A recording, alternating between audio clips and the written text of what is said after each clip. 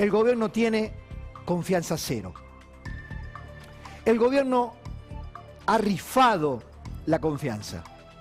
Alberto Fernández, aislado, metafórica y realmente por ser positivo de COVID, después de haberse vacunado con las 2 dosis de Sputnik, casi que le diría que entra en esa estadística absolutamente menor, absolutamente excepcional.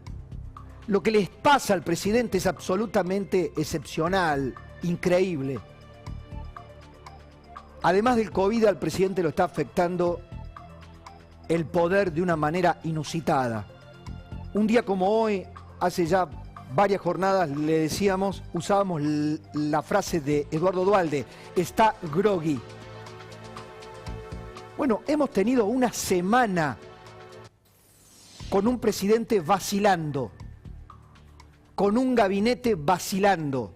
¿Qué medida tomar? ¿Cómo restringir? Reuniones de aquí, reuniones de allá, versiones de todo tipo, halcones y palomas, negociación con la ciudad de Buenos Aires, negociaciones políticas a ciegas, negociaciones políticas a tientas y a ciegas. ¿Por qué? Porque estafaron la confianza pública. Porque hace un año, y lo demuestran los hechos, no las opiniones, el presidente gozaba de la gran expectativa social argentina, de que se hiciera cargo él y su gobierno y su gabinete, el momento en que había coordinación y convivencia entre los gobiernos de la Ciudad de Buenos Aires, el gobierno nacional y el gobierno de la provincia de Buenos Aires. Nos parecía una foto inédita, lógica, normal, para cualquier país que atraviese, cualquier sociedad que atraviese una crisis, pero inédita. Porque lo normal en la Argentina es el enfrentamiento, la grieta absoluta, lo ilógico, lo que va a contrapelo del sentido común, la manipulación política, el interés partidario, el uso del privilegio. Bueno, todo eso terminó primando. Estafaron la confianza porque se apresuraron a festejar, bueno, por todos los argumentos que usted ya sabe, todo lo que hizo Ginés González García, todo lo que no hizo Ginés González García, como por ejemplo conseguir las vacunas. Sometieron a la sociedad a una cuarentena inexplicablemente prolongada. Destruyeron la economía con aquella famosa dicotomía entre la vida, que eran la salud, y la muerte, que era la economía, o aquellos que pedían libertad. Libertad responsable. Algo que no es un eslogan, se aplicó de alguna manera en otros países. Fue un poco el emblema político, el conceptual del presidente Lacalle en Uruguay. Libertad responsable. Acá no, acá control duro y puro, que tuvo una consecuencia desastrosa para la economía, desastrosa, y también para la salud, porque no tuvo esa cuarentena eterna que se iba prolongando, reciclando, cada fecha límite en un nuevo periodo, no tuvo el resultado sanitario esperado. Contrafácticamente dicen, hubiera habido muchos más muertos. No, 56.000 muertos, lugar 13 entre contagios y fallecidos a nivel mundial, y una economía destruida. Bueno, esa confianza, ya ese resultado, luego se vio agravado por otros hechos. Con la llegada de las vacunas, primero la promesa, el matiz ideológico, la búsqueda errática, las negociaciones poco claras, la elección poco clara de las vacunas. ¿Quién? Oxford, AstraZeneca, Hugo Zimmermann, Pfizer no, y todo lo que rodeó al ida y vuelta de las vacunas terminó desembocando en una frustración.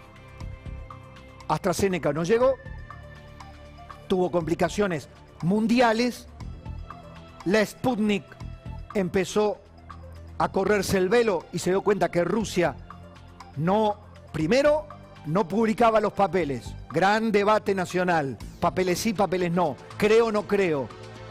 La grieta destruyendo lo poquito que había de posibilidad en ese momento.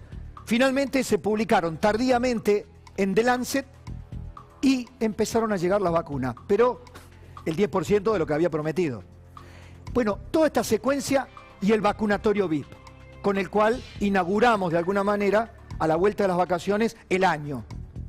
Los privilegios, el desparpajo de la militancia camporista, descubrir que habían omitido en las intendencias los lugares de vacunación tradicionales, en lugar de reproducir con la vacuna aquel clima de consenso, de convivencia política de los primeros tiempos, cuando la sociedad acompañaba, no, prefirieron hacer política chiquita, barata, torpe, uso político de la mercancía que se llamaron las vacunas, mercancía electoral, mercancía política. Tomaron las vacunas como mercancía electoral. Montaron vacunatorios paralelos. Hasta el día de ayer, hasta el día de hoy, cuando el intendente que hablaba con nosotros ayer, Julio Garro de La Plata, cuando vio que un cartel decía a los que se tenían que vacunar en el Estadio Único o en las carpas montadas allí, que por el partido River Atlético de Tucumán no se iban a poder vacunar y que se prorrogaba para el sábado, dijo, vengan que hay una sala de vacunación, una salita de vacunación acá nomás, a unas pocas cuadras. No quisieron. Después del escándalo que se armó con los medios, ¿cuáles son las prioridades de la provincia de Buenos Aires? Que quiere cerrar todo. Si cancela la vacunación por un partido de fútbol, rápidamente recogieron la piola y habilitaron, y la gente desconcertada, que no sabía, le hacían a una señora mayor, ¿y usted por qué vino? Y porque nadie sabía muy bien qué pasaba, vinimos por las dudas. Y la señora se logró vacunar, porque después del bochorno volvieron sobre sus pasos y abrieron el vacunatorio. Un ejemplo. Eso estalla la confianza. Ni hablar de los test, ni hablar de los test, que para peor, el gobierno parece negar hasta la realidad misma de países que vienen demostrando con datos que testear masivamente es una de las formas de acompañar las restricciones. Acá, ¿qué te van a hacer? Te van a restringir horarios, va a pasar, hoy se decreta, pero además debe pasar porque hay que frenarlo de alguna manera, hay que frenar esta curva empinada de alguna manera, porque le ha ocurrido simétricamente a otros países del mundo, pero otros estados han acompañado el pedido de restricción con el ejemplo, aún con errores, correcciones que son lógicos. Nadie ha tenido el manual perfecto para administrar una crisis inédita, pero han sabido hacer lo mínimo indispensable. Te voy a dar un ejemplo.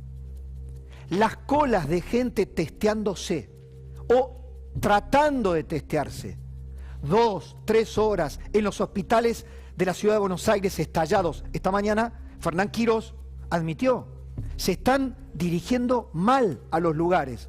Acá deberían estar los que tienen síntomas, acá los que tienen por contacto estrecho. Bueno, es un pandemonium, es un desquicio. La gente no sabe, la gente va a lo primero que tiene a mano, vienen de la provincia de Buenos Aires. Los medios kirchneristas apuntan solo a los hospitales porteños, ignorando lo que ocurre en los otros hospitales del otro lado de la General Paz, donde la situación es igual. Pero hete aquí lo incomprensible. Y le juro, con la producción hemos tratado de llegar hasta Carla Bisotti. Y si no es ella la que se digne a hablar con nosotros, cualquiera de su segunda línea, si nos están viendo, le pido por favor, con respeto, trato de preguntar por qué el Ministerio de Salud tomó la decisión de, me niegan que se haya descentralizado, que esto ocurre desde el principio, las provincias son las encargadas de comprar los insumos para testear, la nación le da refuerzos en dinero, pero luego los municipios cuando ese dinero aparentemente no está, tienen que hacerse cargo de sus propios test. ¿No debería ser una política pública, de salud pública, para tener datos fehacientes, allí sí centralizados, un tablero de control para manejar, para saber dónde está el virus, dónde están los lugares con mayor positividad? No, las estadísticas argentinas son basura. Mire, estos 11.059 contagios que dice el GRAF, más los 22.000 que acabamos de conocer, son basura. Y desafío a cualquier infectólogo, a cualquier ministro de salud, a que defienda estas cifras como fehacientes. Primero, porque la positividad sigue siendo del 30%. Entonces, ese récord de 22.039 casos es un parámetro solo indicativo, para nada real. Los casos reales pueden ser 2 o 3 veces más. Pero además, esa cifra no responden a los testeos de ayer. Dicen, porque así lo plantea la información oficial, que responde a las últimas 24 horas. No es cierto. Los 20.000 de ayer, si me pueden dar, señor director, acá está, perfecto. Acá está, nota de Pablo Sigal, que es uno de los periodistas, uno de los tantos, de los medios escritos, que siguen con rigurosidad las estadísticas.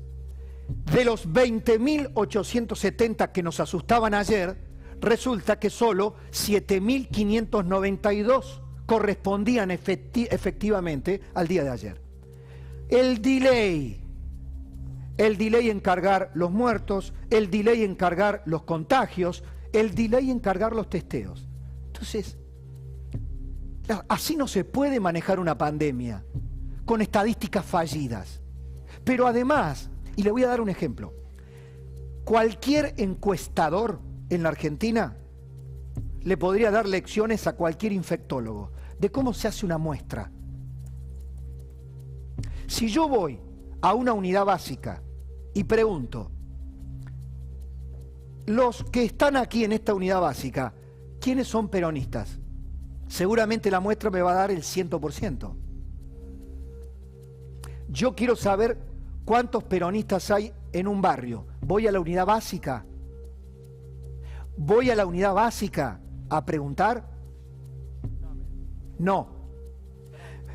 Divido la cuadrícula del barrio, encuentro un método aleatorio para tratar de escrutar la opinión pública de esa geografía. Por eso las encuestas, cuando usted las ve, tienen representatividad. Para eso están los expertos en estadísticas. Buscan preguntar en la provincia de Buenos Aires de acuerdo a su población, a la ciudad de Buenos Aires, al resto del país. Eso conforma una encuesta nacional. Lo mismo debería ocurrir con los testeos.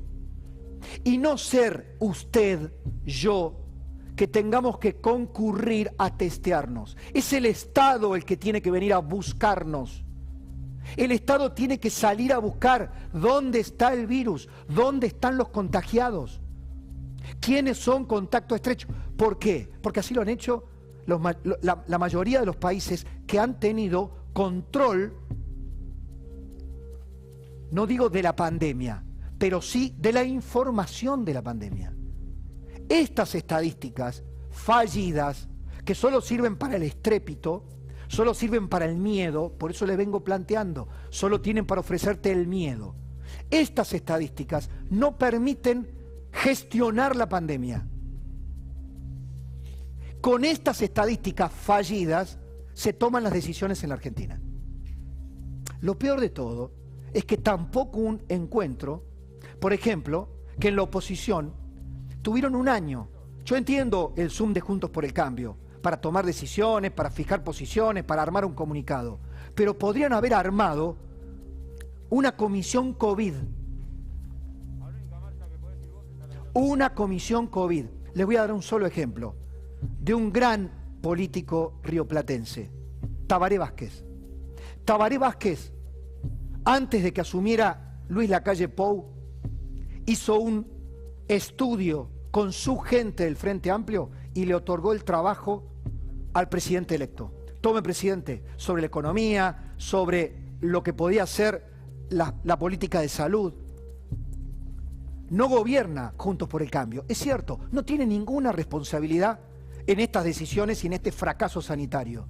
Pero al menos tener una comisión con datos, no solo para hablar políticamente en un set de televisión, no, con científicos propios, con epidemiólogos propios, para brindarle a la sociedad alguna idea. La Argentina es un desierto de ideas. Para decirle de otra manera, y ya voy a ir a hablar con la doctora Marta Cohen, estamos siendo quitados de algunas estadísticas mundiales justamente por esta carencia. Los datos argentinos no son fiables. Solo nos podemos fiar de los muertos que contabilizamos, y de las camas que se nos ocupan. Miren, les voy a mostrar. El sitio, uno de los sitios más prestigiosos del mundo, nacido a partir fundamentalmente o con gran ímpetu con la pandemia, Our World in Data, nuestro mundo en datos, planteó esto. Dejó de publicar datos sobre los test de COVID-19 en Argentina entre el 20 de octubre del 2020 y el 9 de diciembre del 2020.